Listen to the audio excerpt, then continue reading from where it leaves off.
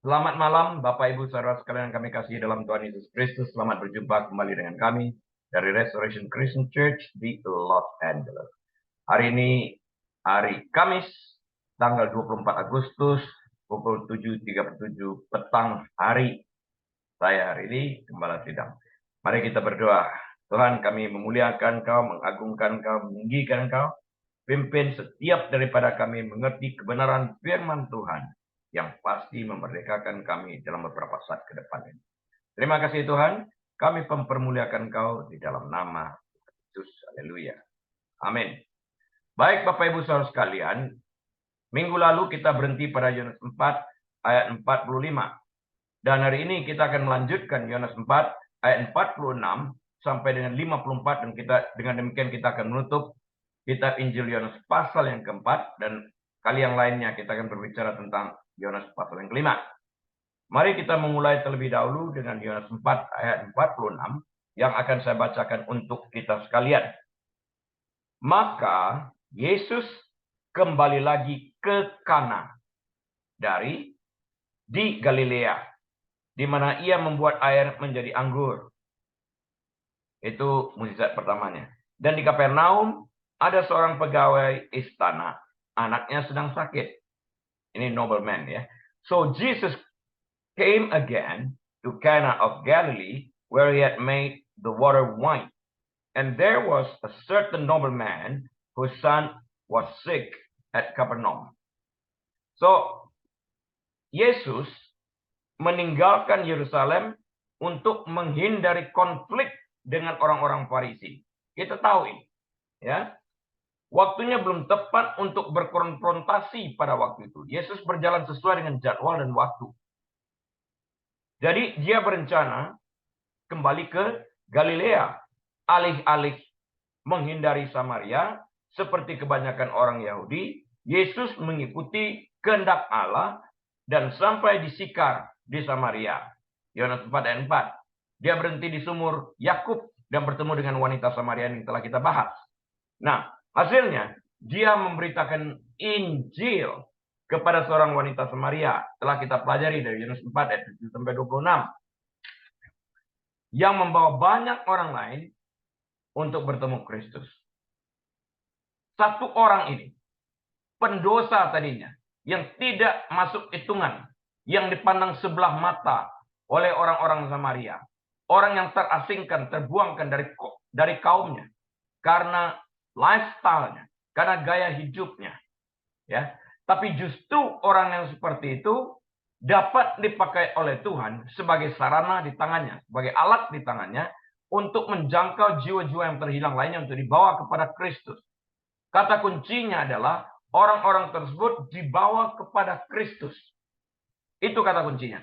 Dengan demikian, setiap daripada orang yang melayani Tuhan, baik hamba Tuhan yang aktif berada di pulpit, seperti pendeta, ataupun mereka yang menjadi worship leaders, backup singers, dan semuanya ini, setiap daripada kita diwajibkan untuk memberitakan firman Tuhan, untuk memenangkan jiwa-jiwa. Kata kuncinya adalah memenangkan jiwa-jiwa. Jadi dengan demikian kita memiliki kewajiban untuk membawa jiwa-jiwa ini kepada Kristus, bukan kepada kita. Senternya Yesus. Jangan sampai kita memutarbalikkan senternya menjadi diri kita. Ini kau, ini nggak baik. Ya, jadi kita perlu tahu nih, para murid diberi pelajaran hidup dalam penginjilan pada waktu itu. Dan Yesus akhirnya tinggal di sana selama beberapa hari lagi. Apa yang dilihat oleh para muridnya ini sangat mencengangkan bagi mereka. Tapi eye-opening. Kenapa saya katakan demikian? Karena mereka berdasarkan kebudayaan pada waktu itu mengerti secara jelas bahwa orang Yahudi tidak berbicara dengan orang Samaria dan mereka bermusuhan. Ya, orang menghindar kota Samaria tersebut karena orang-orang ini dianggap sebagai sampah masyarakat. Kita sudah belajar juga bahwa mereka nggak sharing utensils mereka. Tapi justru dalam keadaan demikian, orang yang tidak diperhitungkan itu disamperin oleh Yesus nih, dikunjungi oleh Tuhan Yesus. Ya, Yesus bukan datang sendiri, dia membawa murid-muridnya. Kenapa dia membawa murid-muridnya?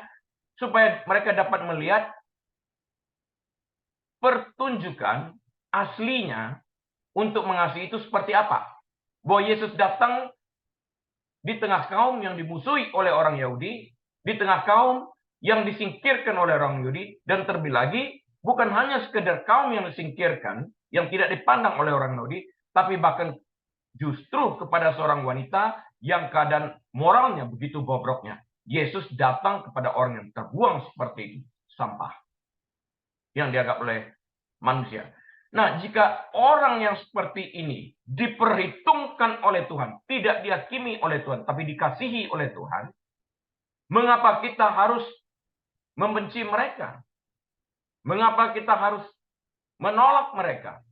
Mengapa kita harus menyingkirkan mereka? Yesus juga mati bagi mereka, bukan?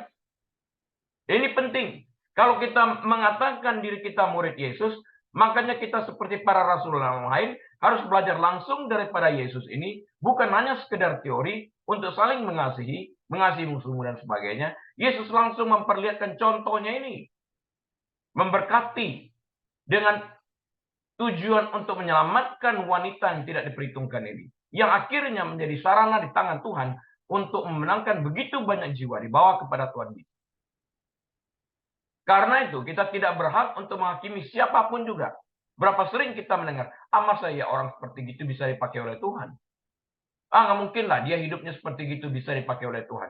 Siapa kita datang dengan proposisi menghakimi orang demikian kejam? Ini salah satu contoh yang kita lihat di sini. Ya, jadi jelas di sini. Jadi saya ingin mengajak Bapak Ibu Saudara sekalian untuk mengerti di dalam hal ini. Kita melihat wanita ini tidak mengenal Yesus pada awalnya. Dan dia tahu Yesus ini adalah seorang rabi, dia tahu Yesus ini adalah seorang Yahudi. Dan dia juga tahu orang Yahudi itu sikapnya bagaimana terhadap mereka. Ya, kita tahu murid-muridnya sedang pergi ke tempat lain, jadi Yesus punya waktu 2-3 jam berbicara dengan dia. Tapi dalam waktu yang relatif singkat ini, wanita ini segera membuka dirinya. Padahal kalau kita melihat kebudayaan pada waktu itu, merupakan sebuah kejanggalan bahwa wanita ini bisa membukakan dirinya. Jadi apa yang kita pelajari di sana? Trust. Nah, karena itu saya ingin mengajak para hamba Tuhan yang lainnya, para pendeta, atau orang yang aktif melayani di bidang konseling. Jika seorang konseli datang kepada kita, apakah dia jemaat Anda atau bukan, tapi dia seorang konseli, datang dan memandang Anda sebagai seorang pastor, sebagai seorang pendeta, dia datang dengan sebuah kepercayaan langsung. Dia akan lebih cepat membukakan dirinya karena kepercayaan yang diberikan kepada Anda selaku hamba Tuhan, selaku pastor ini. Tapi jika posisi Anda, sekalipun Anda menyadari diri Anda adalah seorang pastor, seorang konselor, tapi Anda mengambil posisi sebagai manipulator, memanipulasikan orang ini demi untuk kepentingan Anda sendiri, maka orang ini akan terluka. Sehingga pada lain kali, pada waktu dia bertemu kembali dengan pendeta lain, dengan pastor lain, dia telah mempersiapkan dirinya membawa sebuah ketidakpercayaan. Jadi kita harus mengerti ini. Kita jangan salah atau sampai mempergunakan kuasa yang ada pada kita untuk memanipulasikan orang-orang yang bertemu dengan kita. Baik anak maupun orang dewasa. Nah, kalau mereka sedang berhadapan dengan seorang konselor dunia profesional seperti psikiatris atau psikologis, mereka dengan tidak segera membuka diri mereka, tapi mereka terlebih dahulu build a rapport, artinya mencoba membangun sebuah persahabatan untuk mengenal konselor tersebut, psikiatris tersebut, psikologis tersebut lebih dekat sebelum mereka membuka diri mereka. Pertanyaan yang ada dalam hati mereka itu adalah, apakah aku dapat mempercayai konselor ini? Berbeda dengan pendeta yang tadi. Nah, di sini kita melihat hal yang sama terjadi pada Yesus. Yesus memberikan rasa nyaman kepada wanita ini. Harus diingat, itu 2000 tahun yang lalu yang berbeda dengan hari ini. Waktu itu kebudayaannya sangat berbeda. Wanita tidak berbicara dengan pria. Apalagi dia adalah seorang Yahudi. Tapi kita lihat bagaimana wanita ini dalam waktu relatif singkat, 2-3 jam ini membuka dirinya dengan mengatakan sesuatu yang aib. Ini luar biasa. Di sinilah Yesus menunjukkan jati dirinya. Dia datang bukan untuk menghakimi, tapi justru untuk menyelamatkan orang berdosa dan membayar upah dosa tersebut.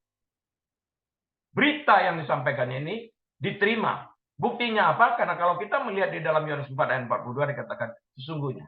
Kami percaya bukan karena apa yang kau katakan lagi, kata kelompok orang Samaria ini kepada wanita itu, tapi karena kami telah mendengar langsung dari dia.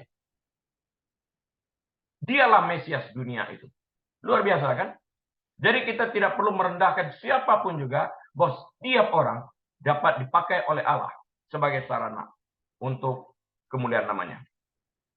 Nah, mujizat pertama yang Yesus lakukan, yaitu yang pertama dari 7 mujizat yang dicatat dalam Injil Yohanes, adalah mengubah air menjadi anggur dalam sebuah pesta pernikahan. Tentang ini telah kita bicarakan maknanya. Itu Yohanes 2 ayat 11. Ya. Kapernaum adalah sebuah kota di tepi laut Galilea.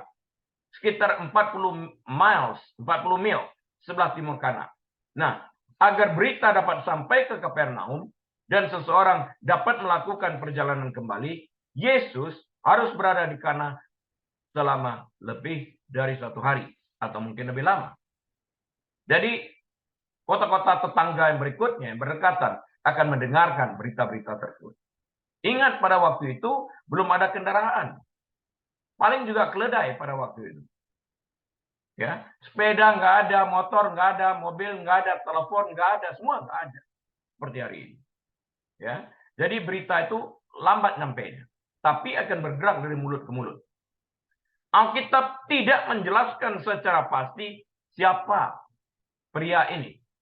Ya, bahasa Yunani merujuk kepadanya hanya dengan menggunakan kata basilikos, yang menyiratkan gagasan tentang seorang bangsawan dalam bahasa Inggris disebut sebagai nobleman, seorang bangsawan, seorang pejabat istana, pegawai istana, atau orang lain yang memiliki hubungan politik, orang pemerintah, katakanlah demikian, seorang mempunyai kedudukan tinggi, katakanlah demikian. Ya, jadi dia banyak jalurnya orang ini juga. Dia mungkin orang Yahudi atau mungkin juga bukan orang Yahudi, tidak dikatakan di dalam hal ini. Ya, karena Alkitab tidak menyebutkan secara spesifik. Karena itu kita jangan mencoba mereka-reka atau menambahkan atau melekatkan pasti dia seorang Yahudi. Oh, nggak bisa, karena tidak disebutkan. Yang kita ketahui dari Alkitab hanyalah bahwa putra bangsawan ini sakit. Ada kemungkinan bahwa kedatangan nobleman ini, pegawai istana ini kepada Yesus, bukanlah hal yang pertama yang dia coba lakukan untuk anaknya. Mungkin ia telah melakukan hal-hal lain terlebih dahulu sebagai pegawai istana, sebagai bangsawan yang punya kedudukan. Dan pada akhirnya pada saat ia menemui jalan buntu, karena tidak ada yang dapat menyembuhkan anaknya, ia memilih untuk datang kepada Yesus untuk menyembuhkan anaknya ini. Pernyataannya ini diperkuat pada saat kita membaca ayat berikutnya dalam Yohanes 4 ayat ke-47. Apa yang tertulis dalam Yohanes 4 ayat 47? Ketika ia, maksudnya pegawai istana ini mendengar bahwa Yesus telah datang dari Yudea ke Galilea. Pergilah ia kepadanya lalu meminta supaya ia, Yesus maksudnya, datang dan menyembuhkan anaknya sebab anaknya itu hampir mati. Ya. When he heard that Jesus had come out of Judea into Galilee, he went to him and implored him to come down, maksudnya kembali ke kota di mana dia berasal, ke Kapernaum maksudnya, and heal his son, for he was at the point of death. Jadi sakitnya parah banget ini. Ya, pasti bapaknya berusaha sungguh-sungguh nih untuk mencari pengobatan. Dunia kedokteran waktu itu belum semaju hari ini. Ya, 2000 tahun yang lalu. Pria yang dimaksud hanya digambarkan menggunakan kata Yunani tadi, basilikos, yang berarti pejabat istana, bangsawan, orang berkedudukan, ya, mempunyai pengaruh politik barangkali. Itu Yohanes 4:46 tadi. Kitab suci tidak menyebutkan apakah dia orang Yahudi atau bukan. Ya, yang penting kita ketahui di sini adalah anaknya sakit dan sakit keras. Juga tidak disebutkan secara pasti apa gelarnya, apa yang salah dengan putranya, atau detail lainnya. Nggak disebutkan. Yang penting kita tahu dia sakit keras. At the point of death. Hampir mati. Itu sakit keras. Apa penyakitnya? Nggak tahu. Seperti biasa, tidak satupun dari hal-hal tersebut yang menjadi inti cerita. Ya, jadi Alkitab dengan efisien berpegang pada unsur-unsur penting. Isi ceritanya yang penting itu esensinya apa? Dia sebagai bangsawan datang kepada Yesus. Itu intinya. Ayat-ayat sebelumnya menjelaskan bahwa pelayanan Yesus menarik perhatian. Ya, para pemimpin agama setempat sudah memperhatikan dia, sudah menjadi incaran mereka. Yohanes 4 ayat 1 sampai 3. Dia telah menyebabkan satu gangguan publik di bait suci. Yohanes 2 13 sampai 17. Penduduk setempat yang pergi ke Yerusalem untuk menghadiri pesta-pesta wajib melihat apa yang dia lakukan di kota itu. Nah, nama itu merebak, terkenal. Karena apa yang dilakukannya itu. Yohanes 2:23. Dan kemungkinan besar menyebarkan cerita-cerita tersebut ketika mereka sampai di rumah. Ini sudah barang tentu sampai ke Kapernaum. Kalau enggak, tentu nobleman ini, bangsawan ini tidak tahu. Karena dikatakan ketika ia mendengar bahwa Yesus telah datang dari Galilea, pergilah ia kepadanya lalu meminta supaya datang menyembuhkan anaknya. Sebab anaknya itu hampir mati. Bagaimana mungkin ia bisa datang, mempunyai pengetahuan seperti itu, bahwa Yesus mempunyai kemampuan untuk menyembuhkan, kecuali ia pernah mendengarkan berita seperti itu. Masuk akal dong ya? Dia dalam mandi. Apalagi dia seorang bangsawan, pegawai istana. Ya. Yesus juga menghabiskan 2 hari terakhir di Sikar, di mana dia diterima dengan baik. Kita tahu itu. Yohanes 4 ayat 40-42. Menurut ayat ini, dari Yohanes 4 ayat 47, kondisi anak laki-laki pegawai istana tersebut sangat memprihatinkan. Dikatakan hampir mati. To the point of death. Ya. Jadi mungkin sebagai upaya terakhir, dia bersedia datang memohon kesembuhan kepada Yesus. Kita tidak dapat memastikan apakah kabar tentang mukjizat air menjadi anggur yang dilakukan Yesus dalam pesta pernikahan di Kana telah tersebar ke tempat ini, yaitu di Kapernaum. Kita nggak tahu nih. Yohanes 2:9-11. Besar kemungkinan. Dengan satu atau lain cara, pria ini, pegawai istana ini, bangsawan ini, berencana untuk meminta bantuan Yesus. Untuk datang ke Kapernaum. Itu pengertian dia. Nah, Yesus kan menguji iman orang ini. Bagaimana kalau aku menolak datang ke Kapernaum? Aku bilang aja dia sembuh. Gimana? Kan gitu. Yesus secara khusus ya, orang ini, pria ini, nobleman ini, ingin Yesus datang kepadanya untuk menyembuhkan anaknya di Kapernaum. Namun Yesus punya rencana lain seperti yang dinyatakannya dalam ayat berikutnya, yakni pada ayat 48. Mari kita baca bersama-sama. Yohanes 4 ayat 48. Maka kata Yesus kepadanya, jika kamu tidak melihat tanda dan mukjizat, kamu tidak percaya. Then Jesus said to him, unless you people see signs and wonders, you will by no means believe. Tapi bagaimana sign and wonder ini ditunjukkan oleh Yesus. Bukan seperti yang diinginkan oleh orang yang datang ke rumah. Dalam bahasa Yunani aslinya, makna Yesus dalam ayat ini lebih mudah dipahami. Gitu ya. Kata you dalam bahasa Inggris bisa merujuk pada satu orang atau sekelompok orang. You folks. Ya. Istilah Yunani yang digunakan dalam ayat ini berbentuk jamak. Yesus berkata, kamu sekalian menginginkan tanda-tanda dan mujizat.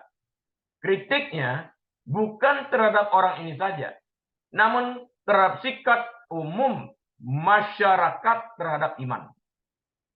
Ini adalah masalah umum pada zaman Yesus. Dan ini masih berkelanjutan sampai hari ini. Terjadi pada zaman kita. Buktikan. Ya. Berapa sering kita mendengarkan kesaksian mengatakan, jika engkau sungguh-sungguh Tuhan, buktikan. Aduh. Ini sangat tidak sopan perkataan itu. Sepertinya engkau dapat memanipulasikan Tuhan dan identitas Tuhan langsung turun. Oh, baiklah aku memberikan bukti kepada orang ini. Kan bukan seperti itu. Dengerin nih. With or without us, He is still God and He still reigns. Jadi Tuhan tidak dapat dimanipulasi. Kita harus tahu itu.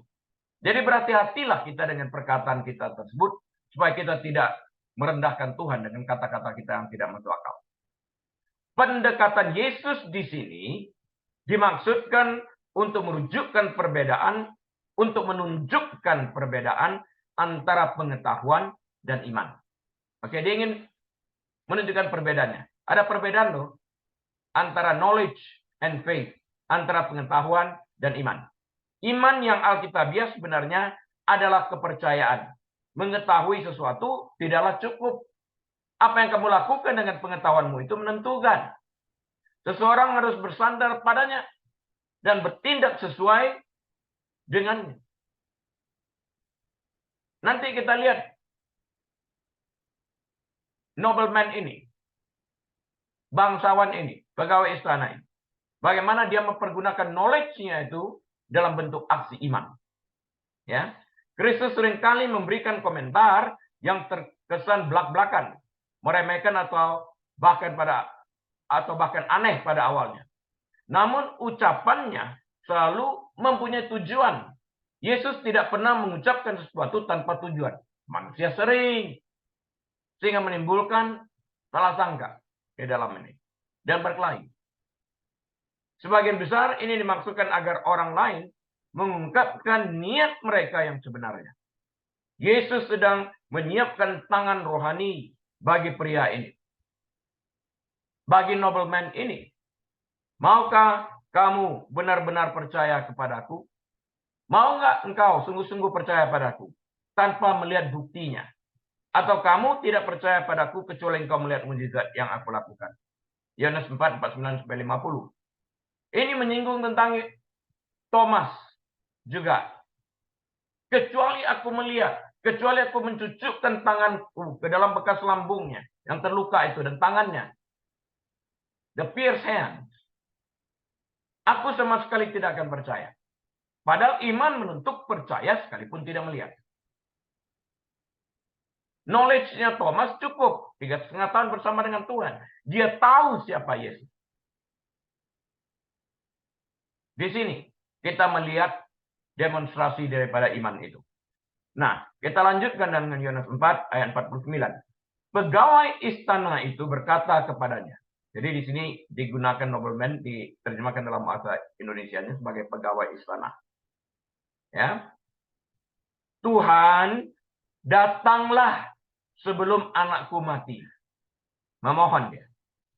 Dia taruh seluruh kepercayaannya di sana. Dia mau Yesus datang. The nobleman said to him, Sir, come down before my child dies. Disuruh datang ke Kapernaum kembali. Nah, Yesus ingin menguji. Kalau aku nggak datang, aku kirim aja firmanku. Percaya nggak? Kan itu. Ya kan? Sangat mudah untuk bersimpati dengan cara pendekatan pegawai istana tersebut kepada Yesus karena dia berbicara dengan sangat lembut. Dia berbicara dengan sangat sopan sebagai seorang bangsawan. Ya, dia ada mannernya.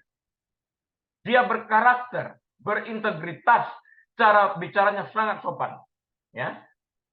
Tuhan, datanglah sebelum anakku mati. Ini memohon banget kan?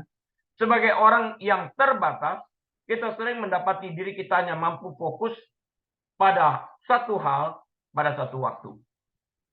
Yesus mengemukakan pendapat teologis Yohanes 4 ayat 48. Namun manusia tidak dalam kondisi untuk berdebat. Anaknya sampai mati. Yohanes 4 ayat 47. Jadi yang terpikir olehnya hanyalah meminta Yesus kembali ke Kapernaum untuk menyembuhkan anaknya sampai mati tersebut. Masa ia mau debat sama Yesus? Kalau kamu datang dengan iman percaya, apapun yang dikatakan harus ikutin. Tujuan Yesus membuat pernyataan ini bukan untuk mengabaikan kebutuhan orang tersebut, namun untuk menguji imannya. Saya pernah suatu hari Mungkin jam 4:30 pagi itu saya ditelepon. Dokter Hari tolong datang, ada adik saya kesurupan. Ngapain jam 4:30 kesurupan, saya tanya. Saya nggak bisa datang. Sebentar lagi saya mandi dan akan pergi ke rumah sakit. Jam 6 saya harus berada di rumah sakit, nggak bisa, saya katakan. Rupanya rumah sakit lebih penting bagi Anda daripada adik saya. Itu jawaban. Rupanya Anda tidak memiliki kasih terhadap sesama manusia seperti yang diberitakan di Alkitab. Percuma jadi pendeta. Saya katakan, pasang speakerphone, saya doakan. Saya nggak mau kecuali Anda datang kemari. Apakah engkau meragukan kuasa Tuhan? Kalau engkau meragukan kuasa Tuhan, sekalipun hari yang datang di sana, anak itu tetap kesurupan dan tidak akan bangkit. Tapi kalau engkau menaruh imanmu kepada Kristus, saya sebagai sarana yang dipakai Tuhan sebagai penyambung lidah Tuhan menyampaikan, setan pun akan tunduk. Tapi kalau engkau menyuruh hari yang melakukan itu, saya tidak punya kuasa. Jadi percayalah, melalui speakerphone ini pun dapat terjadi. Singkat cerita, dia akhirnya setuju, dalam beberapa menit sudah selesai. Itulah iman. Saya juga pernah melakukan ini antara Amerika dan Indonesia melalui speakerphone. Jadi di sini kembali kita lihat bukan hari ininya, tapi iman daripada orang tersebut. Dan kita tidak berhak mengambil kredit di dalam hal ini. Karena kalau saya datang sebagai pribadi saya nggak punya kuasa. Tapi kalau saya datang di dalam nama Tuhan Yesus, seperti yang dikatakan Daud, kamu datang dengan tombak dan lembing, aku datang dalam nama Allah segala Allah. Wow, itu yang menentukan iman kita. Ya. Jadi anaknya hampir mati, dia memohon, datang dong ke rumah. Enggak, kata Yesus. Kira-kira seperti itu ya. Dia uji imannya. Iman yang alkitabiah bukan sekedar pengetahuan mental. Mental knowledge. Bukan about mental knowledge, not about mental knowledge. It's not. Ini adalah tindakan kepercayaan. Memilih untuk berpegang pada hal-hal yang kita ketahui, meskipun ada hal-hal yang tidak kita ketahui. Percaya aja di dalam hal ini. Kita tahu siapa Yesus. Apakah dengan mengetahui siapa Yesus cukup? Tidak, setan juga tahu siapa Yesus. Tidak merubah keadaan bahwa dia tetap masuk neraka. Sekalipun dia gentar. Apakah pengetahuan kita ini berkelanjutan membuahkan iman? Itu yang menentukan.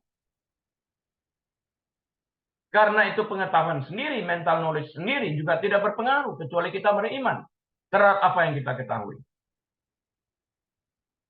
Tampaknya pegawai istana ini sudah mempunyai keyakinan tertentu. Dia sudah desperate banget di dalam ini.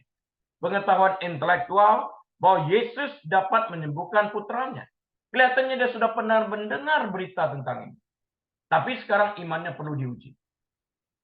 Sama seperti Adam dan Hawa. Mereka tahu tentang perintah tidak boleh.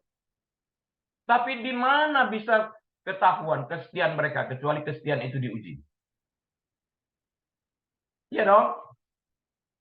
Kesetiaan mereka diuji dan gagal. Nah di sini iman nobleman ini, bangsawan ini diuji di dalam hal ini. Ini mungkin merupakan upaya terakhir dalam keputusasaannya. Ketika semua pengobatan yang lain yang telah dicobanya gagal.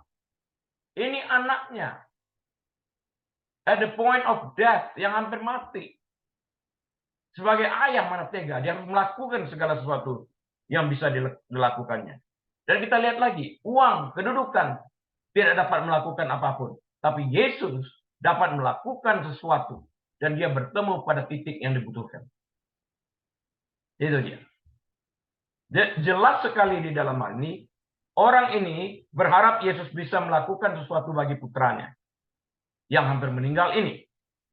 Kita melihat demonstrasi compassionate heart daripada Yesus ini.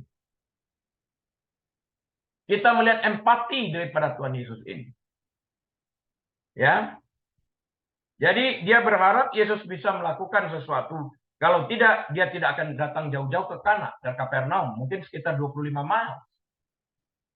Pertanyaan sebenarnya adalah, seberapa besar iman seseorang kepada Kristus? 25 mil itu jauh. Naik mobil aja mau 25 menit, setengah jam kita lewat freeway. Itu kalau nggak macet. Apalagi kalau jalan kaki.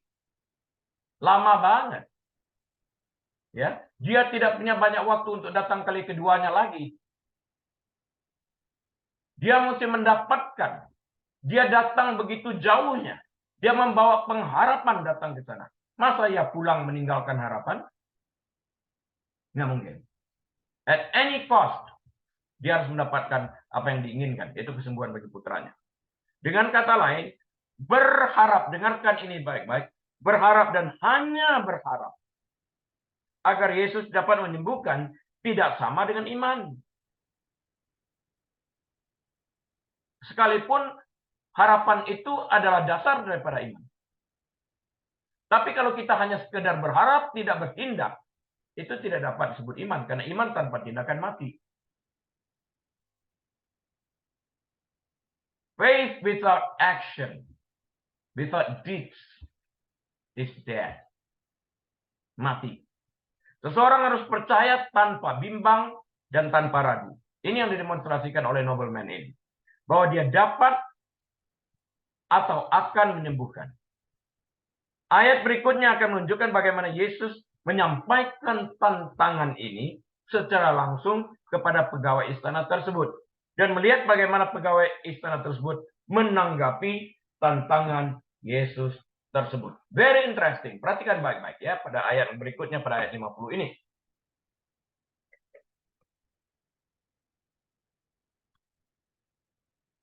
Saya bacakan. Yohanes 4 ayat 50. Kata Yesus kepadanya, kepada pegawai istana ini maksudnya. Pergilah, anakmu hidup. Nah, Yesus berkata di tempat ini, di Kana, bukannya Kapernaum. Orang itu, maksudnya pegawai istana ini percaya akan perkataan yang dikatakan Yesus kepadanya, lalu pergi. Jesus said to him, "Go your way, your son lives." So the man believed the word that Jesus spoke to him, and he went his way. Perhatikan ini. Orang itu percaya dan kemudian pergi pulang kembali ke Kapernaum. Bagaimana kalau dia katakan, aku percaya. Tapi dia nggak pulang. Sama aja seperti iblis. Percaya. Tapi tidak membuahkan hasil apa-apa. Kalau kamu percaya, kamu harus bertindak sesuai dengan apa yang kamu percaya itu. Jelas di sini Tuhan berkata, pulang, pergi. Anakmu sudah sembuh. Kalau dia mendengar perkataan itu dan dia percaya, pergi. Ya udah pergi.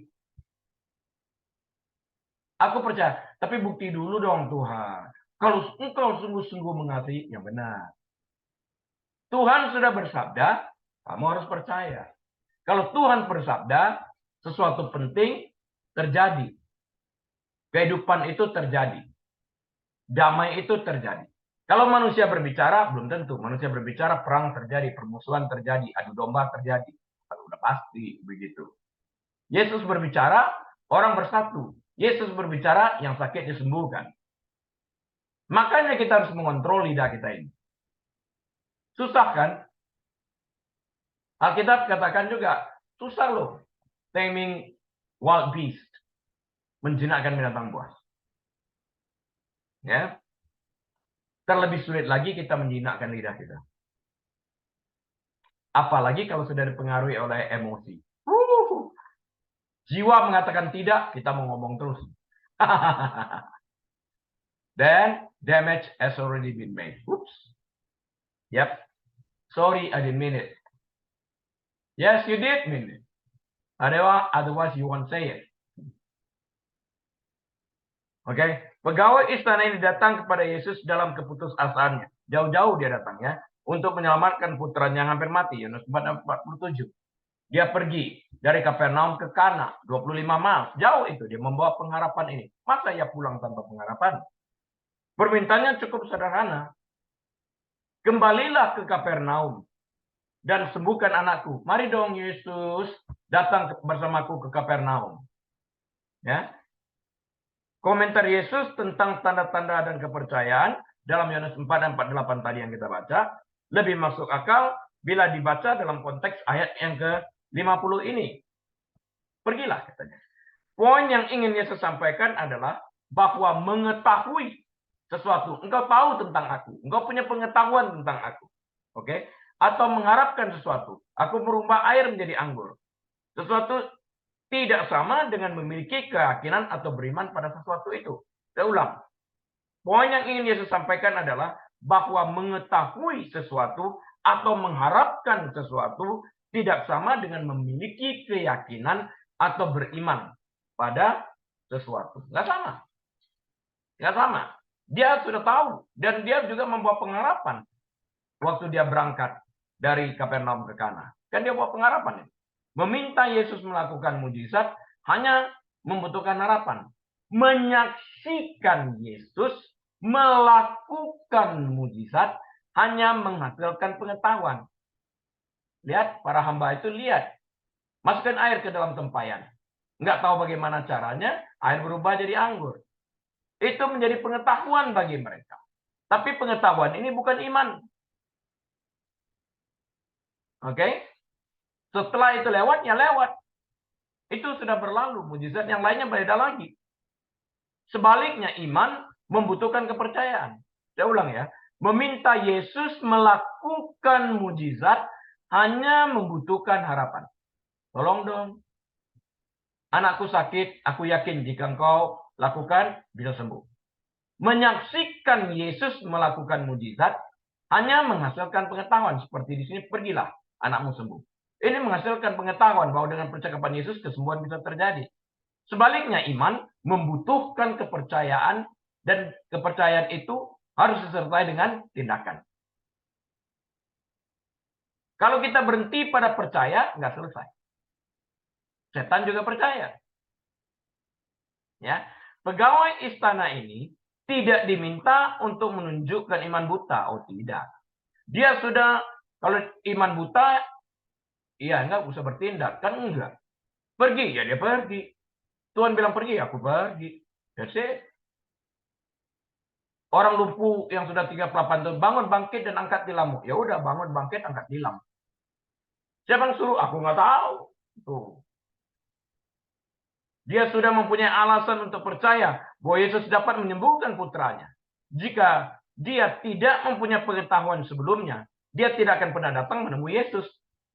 Ya, dia mesti ada pengetahuan dong tentang siapa Yesus dan apa Yesus kerjakan. Baru dia mau datang jauh-jauh dari Kapernaum ke Kana. Membawa harapan ini tadi. Apa yang Yesus minta adalah kepercayaan. Percaya dulu dan kemudian bertindak. Jika anak laki-laki itu hampir mati, tidak ada waktu lagi bagi pegawai istana tersebut untuk melakukan perjalanan kedua selama sejauh 25 mil tersebut. Entah dia percaya bahwa Yesus dapat menyembuhkan putranya saat ini, atau dia tidak percaya, ia hanya memiliki dua pilihan ini. Percaya atau tidak percaya, itu aja. Pergi dan berbalik tanpa Yesus di sisinya adalah pilihan bodoh. Pulang dengan tangan hampa, tangan kosong. Empty handed. Karena hal ini berarti anaknya akan mati dan dialah pembunuhnya. Sayang kalau tidak beriman. Ya, kalau dari awal percaya dia bisa menyembuhkan, kenapa begitu bertemu dengan Yesus yang mengatakan pergilah menjadi tidak percaya? Lihat itu. Banyak contoh-contohnya itu. Naaman, penderita kusta itu, berendam 7 kali di sungai Yordan. Masa di tempat gua lebih banyak sungai yang bersih. Lantas prajuritnya bilang, kalau Nabi minta yang lebih sulit, kamu lakukan ya. Kenapa yang gampang ini? Ya udah berendam aja. Kamu datang minta disembuhkan. Waktu disuruh kamu melawan. It doesn't make sense. Kenapa minta kesembuhan kalau kamu nggak bisa follow instruction? Berapa banyak orang dokter datang ke dokter juga? Dok, kolesterolnya tinggi. Oke, aku tulis Lipitor ya untuk menurunkan kadar kolesterolmu. Tapi dia makan kolesterol, dia makan lemak-lemak babi, samcan dia makan. Ya ngapain? Ini kan foolishness namanya. Dalam hal ini. Saya pernah juga mendengar. Kan kita sudah ada Roh Kudus yang memimpin kita. Dan terlebih lagi, kuasa darah Tuhan Yesus dapat menghapus dosa kita. Jadi kalau begitu, aku boleh berdosa dan melakukan sesuka hatiku, dan kemudian minta ampun, darahnya basuh lagi. Ya, kamu menyelipkan Yesus dengan sengaja kali keduanya. It doesn't work that way. Nggak bisa. Ngapain kamu percaya kepada Yesus in the first place? If you still want to choose to live in sin. Doesn't make sense. Kenapa mau pergi ke Kana kalau engkau pada akhirnya tidak mau percaya? Buang waktu Yesus, buang waktu kamu. Ya. Ini.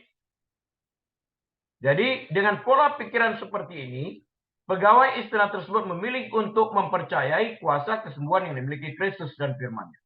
Dia cuma punya dua pilihan, percaya atau tidak percaya. Dia memilih percaya. Jadi pada saat Yesus berkata, pergilah, anakmu hidup, orang itu percaya akan perkataan yang dikatakan Yesus kepadanya lalu pergi. Itulah arti iman yang sejati dan aktualitas. Percaya disertai dengan tindakan.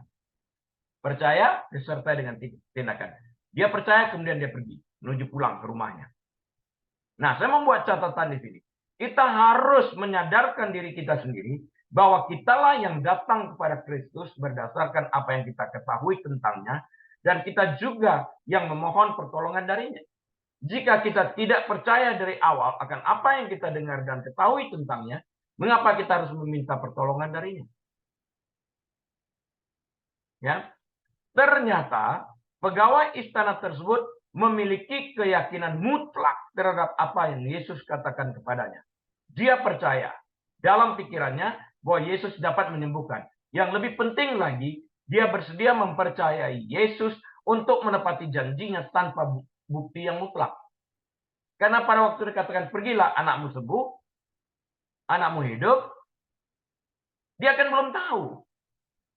Jadi dia menerima dalam ketidaktahuan itu yang diperhitungkan sebagai iman. Abraham juga waktu keluar, nggak tahu kemana dia diutus. Diperhitungkan sebagai iman. Maka dia, nobleman ini, bangsawan ini, bertindak dengan iman dan kembali ke rumahnya. Ini bukti daripada imannya itu. Dia mempercayai Yesus dan bertindak sesuai dengan apa yang dia percayai. Ibaratnya orang percaya bangku itu dapat menanggung beban berat tubuhnya, tapi dia nggak mau duduk. Ya percuma. Membuktikan bahwa dia percaya bangku ini sanggup menahan bobot berat badanku. Ya duduk. Itu bukti iman. Nah, orang ini mempercayai Yesus dan melihat imannya membuahkan hasil. Yohanes 4 ayat 51 sampai 53. Sekarang kita baca dalam Yohanes 4 ayat 51. Ketika ia, orang ini, bangsawan ini, pegawai istana ini, masih di tengah jalan, hamba-hambanya telah datang kepadanya dengan kabar bahwa anaknya hidup. Nah, ini baru pertama kali dia dengar. Dia masih dalam perjalanan tuh, belum bertemu dengan anaknya. And as he was now going back to Capernaum, his servants met him and told him, saying, your son lives. Wow, gembiranya kayak apa?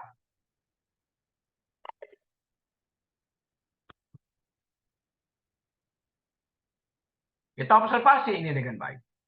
Sehingga kita mengerti iman itu apa. Tentang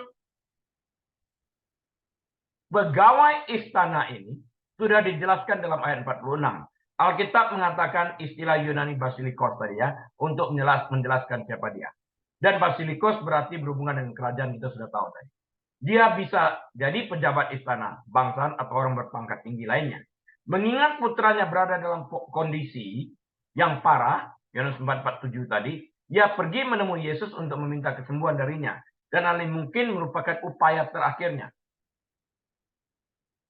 His last bus stop, so to say, untuk menyelamatkan anak tersebut. Ya kan? Tindakan Yesus di Yerusalem dalam Yohanes 2 ayat 23 dan Sikar, Yohanes 4 ayat 49-41, telah memberikan dampak yang cukup besar sehingga orang lain dapat mendengar tentang dia, Yesus.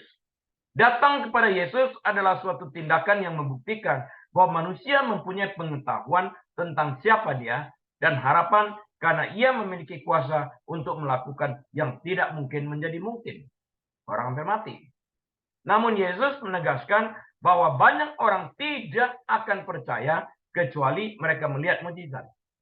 Ini tidak sama dengan iman yang membutuhkan kepercayaan sekalipun tidak melihat, tapi kita sertai dengan tindakan terhadap apa yang kita percaya tersebut.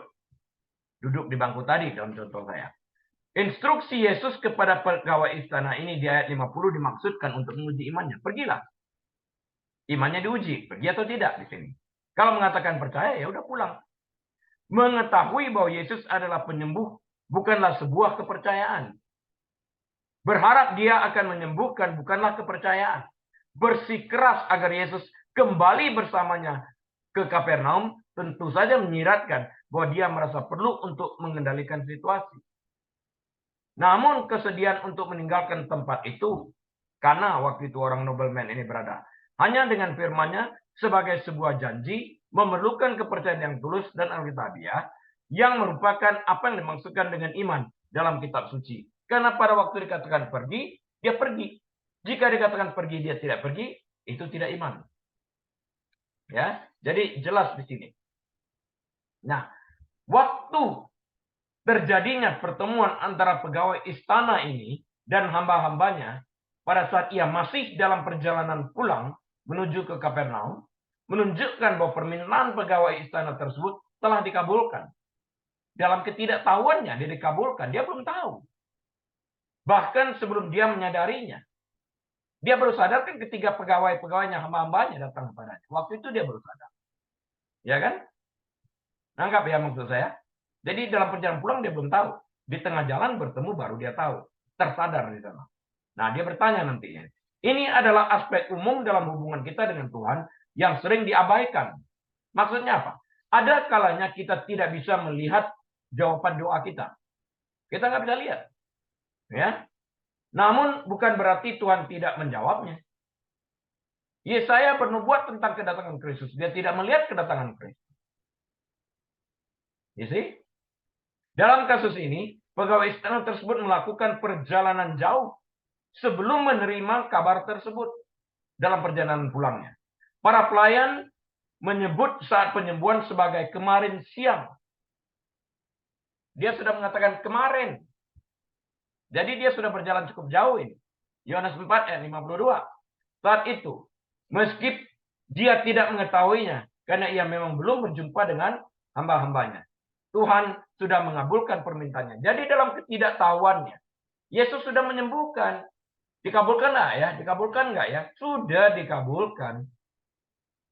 Kapan semuanya? Kemarin siang. The 7th hour. Artinya jam 1 siang. Oh, ingat dia waktu itu Yesus ngomong. Ya. Yohanes 4 ayat 52. Kita lanjut. Dia bertanya kepada mereka, pukul berapa anak itu mulai sembuh? Jawab mereka, kemarin siang pukul 1 demamnya hilang. Then he inquired of them the hour when he got better. And they said to him, yesterday at the 7th hour, the fever left him. The 7th hour atau jam ke-7 itu dalam jam Yahudi berarti adalah jam 1 siang waktu kita. Ya, karena itu dihitung hari mereka dimulai dengan tenggelamnya matahari. Hari kita dimulai dengan terbitnya matahari. Ya, Yesus didekati oleh pegawai istana ini yang menginginkan Yesus kembali ke Kapernaum untuk menyembuhkan putranya. Kita baca dalam ayat 47 Yohanes 4 tadi. Yesus menekankan betapa seringnya orang menolak menunjukkan iman. Sebaliknya mereka menuntut bukti yang spektakuler dan ajaib. Buktikan dulu baru aku percaya. Hei, kalau sudah lihat bukan iman namanya. Sudah ada. Iman itu menuntut percaya sebelum melihat dan bertindak dengan apa yang dipercayai. Yohanes 4 ayat 48. Padahal yang dibutuhkan untuk dapat melihat apa yang diinginkan adalah iman dan bertindak sesuai dengan apa yang dipercayai. Pegawai istana tersebut mungkin telah mendengar tentang apa yang Yesus lakukan baru-baru ini. Yohanes 2 ayat 23, Yohanes 4 ayat 41 sampai 42. Dan memiliki harapan bahwa Yesus dapat melakukan apa yang tidak dapat dilakukan oleh orang lain. Hampir mati enak. Harapannya hanya Yesus. Hal ini menunjukkan harapan dan pengetahuan. Namun dia bangsawan ini juga ingin Yesus datang kembali segera langsung ke Kapernaum. Ingat waktu Lazarus dibangkitkan, ya kan? Mereka juga ngomel, andai kata. Itu sahabatmu Lazarus sakit pergi, sampai biarin aja itu. Uji iman. Supaya bisa lihat, akulah kebangkitan dan hidup. Barang siapa percaya kepada aku sekalipun ia mati, dia akan hidup. Bangkit Lazarus. Lazarus tidak punya iman. Yesus yang memiliki ini membangkitkan supaya dia mengajarkan orang yang hadir di sana, kita yang membaca itu tahu bahwa kita harus bertindak dengan iman kita ini. Bahkan suara dia pun didengar oleh orang mati. Bayangin. Kalau Lazarus sebagai orang mati dapat mendengarkan suara itu dari dibangkitkan, kita harus bisa mendengarkan suara dalam kematian rohani kita ini. Supaya kita bertindak sesuai dengan apa yang kita dengar di dalam alam roh kita ini, di dalam rohani kita ini. Instruksi Yesus kepada pria tersebut dimaksudkan untuk menunjukkan iman. Demonstrasi iman pegawai istana tersebut telah membuktikan bahwa sekalipun Yesus tidak datang ke Kapernaum, hanya memberikan instruksi, anaknya mengalami kesembuhan karena ia percaya akan apa yang Yesus katakan ketika Yesus berkata, "Pergilah, anakmu hidup." Ini instruksi. Ya, pegawai istana ini membuktikan iman kepercayaannya terhadap apa yang Yesus katakan dengan mengambil tindakan untuk segera pulang menemui anaknya. Nah, hal ini mencakup kepercayaan yang dalam Alkitab dimaksud dengan iman, karena di dalam kepercayaan itu disertai dengan tindakan. Tindakannya apa? Pulang ke rumah. Pulanglah, pergilah, anakmu sembuh. Kalau dia nggak pulang, ya nggak jadi sembuh. Anak laki-laki itu hampir mati, dan Kapernaum berjarak antara 20 sampai 25 mil jauhnya dari Kana. Tempat pria itu menemukan Yesus. Tidak akan ada waktu untuk perjalanan kedua. Hari itu, saat itu, harus diambil keputusan. Percaya atau tidak. Jika orang tersebut meninggalkan Yesus dengan kecewa tanpa percaya kepadanya, maka ia pergi tanpa iman, dan anaknya tidak pernah akan sembuh. Jika ia menolak untuk percaya kepada Yesus, yang maha segala-galanya, ia telah kehilangan sumber untuk dapat menyembuhkan anaknya. Ternyata, tanggapan orang tersebut terhadap Yesus adalah tindakan dengan iman. Dia pulang. Dia tidak hanya percaya, tetapi dia bertindak berdasarkan keyakinannya itu. Dia menaruh kepercayaan kepada Yesus. Itulah artinya iman kepada Yesus. Dia bertindak dengan kepercayaannya, pulang ke Kapernaum, kampung halamannya. Itu tidak berarti dia mendapatkan jawaban yang dia inginkan dengan segera pada waktu itu. Kan enggak. Karena dia nggak tahu. Walaupun telah dijawab detik itu. Yes, detik itu telah terjadi. Cuma dia nggak tahu, dia nggak sadar. Jadi kalau kita belum tahu, bukan berarti Tuhan tidak menjawab. Ya, faktanya, ayat ini menyebut momen penyembuhan sebagai kemarin siang, jam 1. Artinya, pegawai istana tersebut harus menunggu sangat lama untuk mengetahui apa yang terjadi dengan anaknya. Sementara itu, ia tetap harus memelihara iman kepercayaannya akan apa yang Yesus ucapkan. Kemarin siang loh. Jadi bayangin berapa lama kita harus menunggu. Saya menunggu 13 tahun setelah berdoa sampai Shannon lahir. Yang dikatakan tidak mungkin mendapatkan anak. Tapi tetap aja percaya dalam hal ini. 13 tahun itu bukan 13 hari, bukan 13 minggu, bukan 13 bulan. 13 tahun lama banget dalam ukuran manusia. Tapi itulah waktu yang tepat. Bagaimana bisa hamil dengan 2 tumor sebesar cantaloupe atau di Indonesia sebesar jeruk bali? Tidak mungkin. Apalagi fallopian tube-nya tertutup. Dan pada umur yang kemungkinan hamil hanya 1% tanpa masalah, dengan masalah 0%. Tapi dapat menjadi. Iman ini diuji. Yohanes 4 ayat 53. Maka teringatlah ayah itu, artinya nobleman ini, bahwa pada saat itulah Yesus berkata kepadanya, anakmu hidup. Ini kan privat banget nih. Private. Anakmu sembuh. One on one berbicara. Anak itu, anaknya, anakmu sembuh. Pribadi banget sifatnya. Wow. Jelas di sini, bukan anak tetangga, anakmu sembuh. Spesifik perkataan.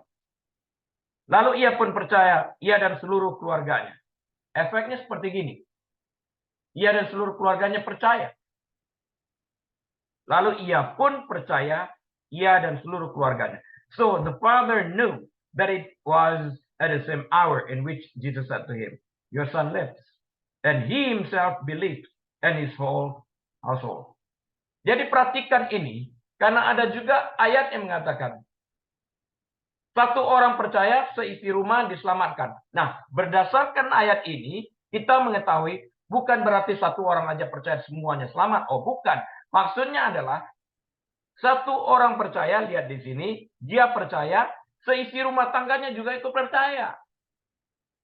Karena keselamatan itu adalah masing-masing menempatkan kepercayaannya kepada Yesus sebagai juru selamatnya dan mengambil tindakan memberikan diri sebagai bukti dari kepercayaannya dengan memberikan diri mereka dibaptis. Jadi baptisan itu saya singgung sedikit. Baptisan air itu adalah outward experience, pengalaman luar dari apa yang dialami internally, di dalam hatinya. Aku percaya Yesus itu Tuhan. Buktinya, aku memberikan diriku secara sukarela, bukan untuk manipulasi, tapi memberikan diriku secara sukarela sesuai dengan apa yang kupercayakan. Aku memberikan diriku dibaptis, dan orang lain, dunia melihat apa yang terjadi. Jadi, baptisan air itu adalah outward experience, pengalaman luar terhadap apa yang terjadi di dalam. Ya, orang diselamatkan pada saat ia percaya. Jadi kalau ia meninggal tanpa sempat dibaptis pun, ia selamat. Tapi kalau dia mempunyai kesempatan masih untuk dibaptis, baptisan itu adalah pernyataan kepada dunia untuk mengatakan bahwa dia percaya. Itu dia. Nah, kita lanjutkan. Ayat yang dimaksudkan di sini adalah seorang pegawai istana tersebut, nobleman ini tadi. Dia telah melakukan perjalanan dari Kapernaum ke Kana, kita tahu, 25 mil, untuk meminta kesembuhan dari Yesus demi putranya. Dalam kesedihannya, pegawai istana tersebut bersikeras agar Yesus datang kembali untuk menyembuhkan putranya. Sebaliknya, Yesus menekankan perbedaan antara mengetahui sesuatu dan mempercayai sesuatu. Kamu tahu, aku dapat menyembuhkan. Itu cuma sekedar pengetahuanmu.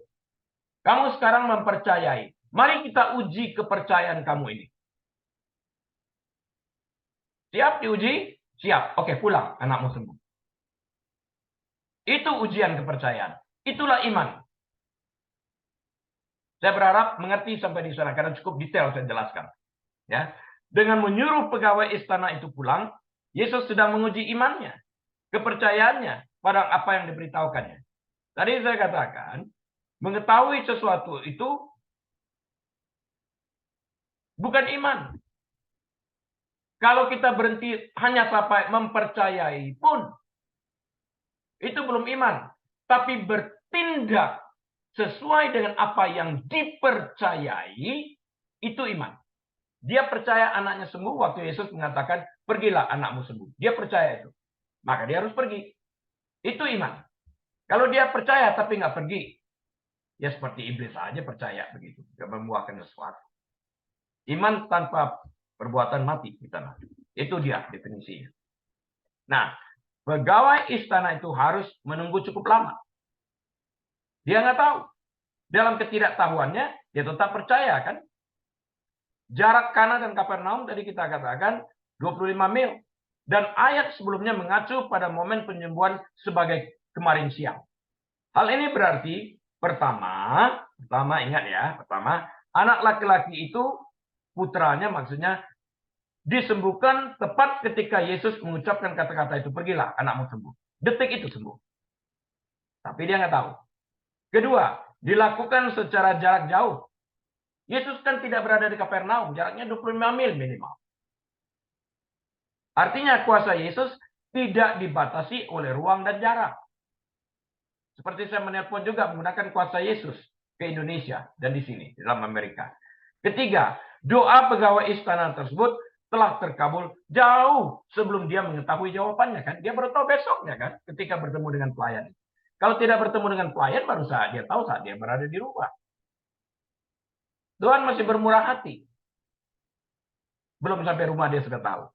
Ada dua penerapan yang sangat penting dalam penyembuhan putra pegawai istana ini. Pertama, iman Alkitabiah yang sejati membutuhkan kepercayaan. Bukan sekedar pengetahuan atau harapan. Tapi kepercayaan yang disertai dengan tindakan. Pergilah, putramu sudah sembuh. Iman Kristen bukanlah iman yang buta dan tidak didasarkan pada bukti yang mutlak. Sebaliknya, ini adalah pilihan untuk mengandalkan apa yang diketahui, terlepas dari apa yang tidak kita ketahui. Yang tidak ketahui ini adalah apakah putranya sudah sembuh. Dia nggak tahu. Tapi dia tahu Yesus mengatakan dia sembuh. Nah, berdasarkannya dia pergi. Itu iman. Ada yang diketahui, ada yang tidak diketahui. Kita sudah berdoa. Kita belum melihat buktinya. Tapi kita harus percaya dulu. Kita sudah menerima. Nanti baru kita lihat buktinya. Jam 1 siang. Ya. Kedua, peristiwa ini membuktikan bahwa Tuhan bisa saja mengabulkan doa kita tanpa kita sadari. Dia kan nggak sadar itu. Baru tahu setelah dia berjumpa dengan pelayannya. Betul? Ya? Oke. Anak laki-laki tersebut, putranya, disembuhkan pada saat Yesus berbicara. Namun dia, bangsawan ini, baru mengetahui keesokan harinya. Yohanes 5:52 tadi. Yohanes 4 ayat 52 tadi. Hanya karena kita belum melihat bukti pekerjaan Tuhan, bukan berarti dia tidak berbuat apa-apa. Yohanes 4 ayat 54. Dan itulah tanda kedua yang dibuat Yesus ketika ia pulang dari Yudea ke Galilea. This again is the second sign Jesus did when he had come out of Judea into Galilee. Ini berdasarkan Yohanes Rasul Yesus ya, yang kedua. Karena dia hanya memuat 7 dan sekian banyak. Karena ini dia menganggap penting yang 7 ini. Itu pun cukup untuk membuat orang percaya Yesus itu Tuhan. Menurut Yohanes 2 ayat 11, perubahan air menjadi anggur adalah mujizat Yesus yang pertama. Ya. Ayat tersebut menggunakan kata Yunani archen, yang berarti permulaan. Dan begini, untuk merujuk pada peristiwa tersebut sehubungan dengan tanda-tanda mujizat Yesus sebagai yang awal, sebagai yang pertama. Ya, dengan kata lain, ini adalah mujizat pertama yang Yesus lakukan. Dia belum pernah melakukan tindakan supranatural seperti itu sebelumnya. Injil Yohanes mencatat 7 tanda, 7 mujizat ya, yang dimaksudkan untuk membuktikan bahwa Yesus adalah Tuhan. 7 itu angka kesempurnaan. Namun, Yohanes tidak menyatakan bahwa ini adalah satu-satunya mujizat yang pernah Yesus lakukan. Lebih daripada 7, tapi dia hanya menulis 7, mencatat 7. Sebaliknya, Injil ini menyebutkan bahwa Yesus melakukan mujizat lain yang tidak dicatat secara spesifik. Yohanes 20 ayat 30-31 dijelaskan. Jika semuanya harus ditulis, berapa banyak buku langit ini pun dia bisa memuat akan kebesaran Tuhan tersebut. Artinya banyak hal lain yang dilakukan Yesus cuma tidak dicatat. Dapat dipastikan bahwa Yesus telah melakukan mujizat lain ketika dia berada di Yerusalem berdasarkan Yohanes 20 30-31 ini. Setelah pernikahan di Kana maksudnya ya, masih banyak. Nikodemus mengacu pada tanda-tandanya dalam Yohanes 3 ayat 2. Penduduk Yerusalem juga menanggapi tanda-tanda Yesus Yohanes 2:23. Nikodemus juga tahu melihat hal macam-macam. Fakta bahwa pejabat dari Kapernaum datang meminta kesembuhan dari Yesus Yohanes 4 ayat 46-47 berarti dia mempunyai alasan untuk berpikir bahwa Yesus mempunyai kuasa yang ajaib. Dia mempunyai kuasa supranatural. Ketika ayat ini menyebut kesembuhan anak pegawai istana sebagai tanda kedua, penting untuk memahami konteksnya. Ya, karena Yohanes hanya mengisi 7 daripada tanda. Dari 7 ini urutan kedua. Bukan berarti ini urutan dalam 7 itu ini urutan kedua. Tapi bukan berarti ini benar-benar kedua. Karena Yohanes Rasul ini hanya memuat 7. Dari 7 urutan itu yang pertama air dirubah menjadi anggur, yang kedua anak perwira ini disembuhkan. Dalam urutan 7 itu. Dan Yohanes memastikan tadi dalam Yohanes 20 yang kita katakan ayat 30-31 masih banyak yang dilakukan itu. Ya, tapi dia hanya mencatat 7 dan ini urutan kedua. Jadi sekali lagi dapat dipastikan bahwa Yesus telah melakukan mujizat lain ketika dia berada di Yerusalem setelah pernikahan di Kana. Ya.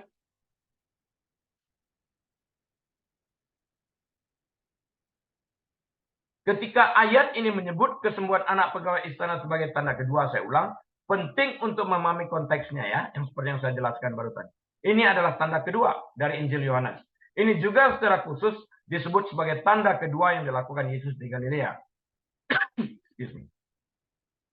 Yang pertama terjadi pada pesta pernikahan di Kana, Yohanes 2, 6-11, yang merupakan mukjizat Yesus yang pertama. Yang kedua terjadi di Galilea pada waktu dia berbicara, namun mukjizat itu terjadi di Kapernaum. Wow. Antara pernikahan dan penyembuhan anak pejabat itu, Yesus rupanya telah melakukan banyak mukjizat lain, hanya tidak dicatat oleh Rasul Yohanes. Baik, Bapak Ibu Saudara sekalian, kita telah melewati kira-kira 5-6 menit dari 1 jam, tapi Yohanes pasal 4 telah kita selesaikan atas izin Tuhan.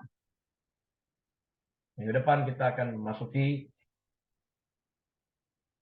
Injil Yohanes pasal yang kelima. Mari kita tutup dalam doa dengan ucapan syukur.